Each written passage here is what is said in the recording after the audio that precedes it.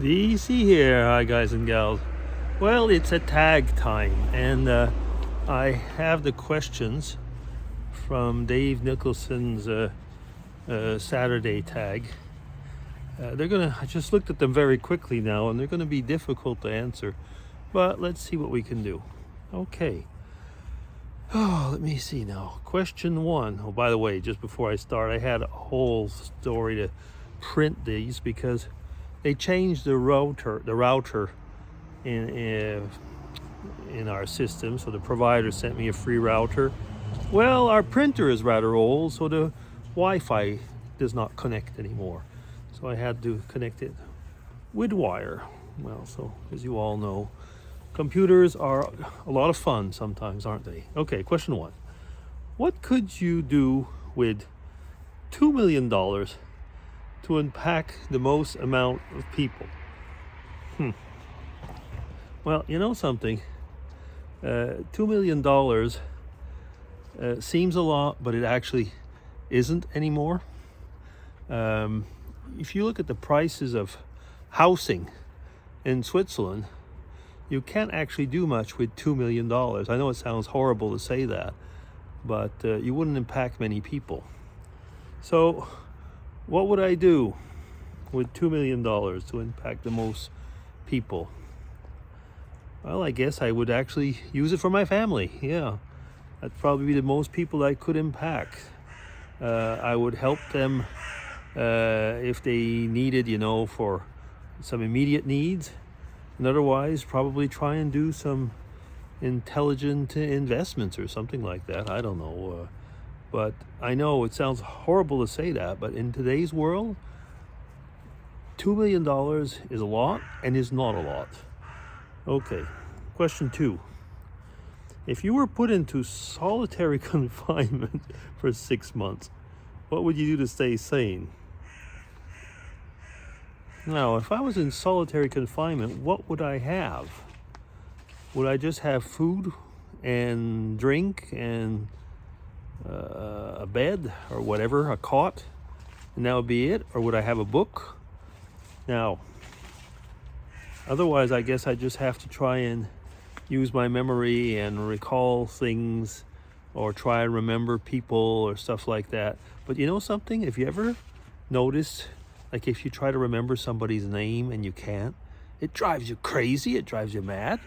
So I don't know if that would be such a good idea. Certainly, I'd try and do some type of mental exercise to keep my brain fit.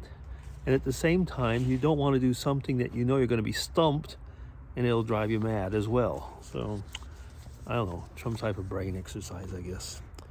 Question three. Those are weird questions actually up to now, in a way. What's something horrible that everyone should try at least once? Why would you want to do something horrible once? I mean, if it had been something challenging, my answer to that is nothing. You don't want to do a horrible thing. Question four. What facts are you resigned to? I think, well, that'll be probably a very self-evident answer in a way, is that you will die. Your life, probably one fact you have to resign to. I guess life is finite, but another fact is that you might have to. Are you resigned to? Might be your IQ. You can, but you don't have to be resigned to that. So that's not actually a good way to answer this question. There are some things that won't change in your life. Depending on where you are, you will not have other parents. You will not have other brothers and sisters. You can have other friends. That is again a very complicated question, and no, I don't come up with a very simple answer except for the fact that you will die. Question 5: have you ever saved someone's life. Trying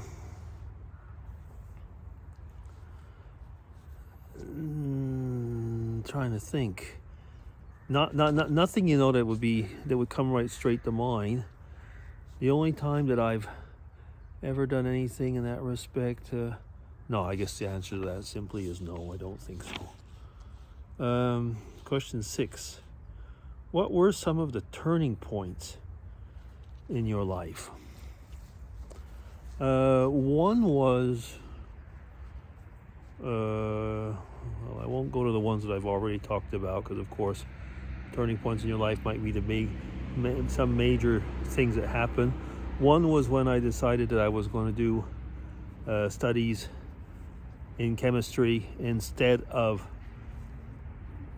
trying to do medical studies or something like that. By doing that, I ended up in Europe. By ending up in Europe, we have the life that we are living now. My children have the partners that they have, and so on. So that was a turning point in our life. So that is sometimes it's just a decision of okay, I am going to focus on this thing instead of something else, and then all of a sudden all your, I was going to say, misplaced energies get set up or something like that. Okay, yeah, I don't always know how to answer these things. Question 7. What would a mirror opposite of yourself be like? Well, that'd be scary. That'd be scary. First off, it'd be a snarling, unfriendly person that doesn't like people. Might be, well, I am obstinate, so I suppose a person would have to be even more obstinate.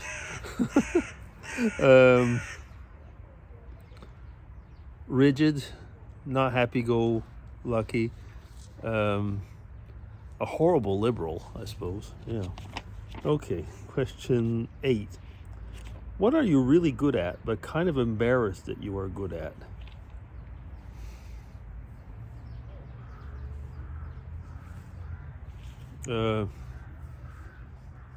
I don't know. Anything that I'm good at, I'm not embarrassed about. I'm actually a really good cook, and that doesn't embarrass me, even though sometimes people will say that, it's woman stuff. But, that's another generation. So no. I've heard people, like men, say that they were good at knitting and wanted to hide it or stuff like that, which I don't see why, by the way. But I don't have anything like that. I'm pretty good at preaching. But that doesn't make me embarrassed, so I don't think anything, actually. Yeah, can't even answer any of those questions, it seems. Question 9. What are 3 interesting facts about you? 3.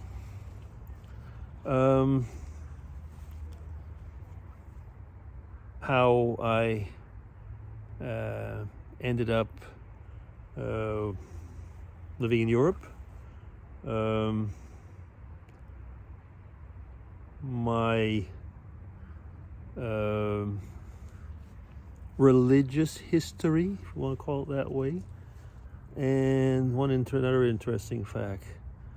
I need 3, don't I?